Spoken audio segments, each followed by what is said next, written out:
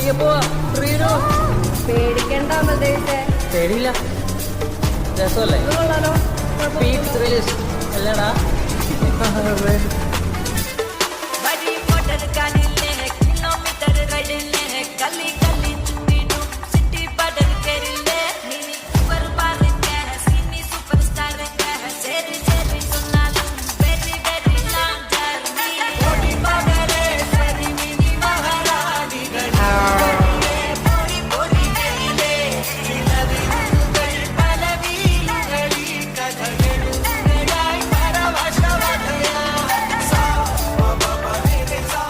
എവിടെയാണ് കൊണ്ട് നിർത്തിയത്? കണ്ടത്തിന്റെ അടുത്ത.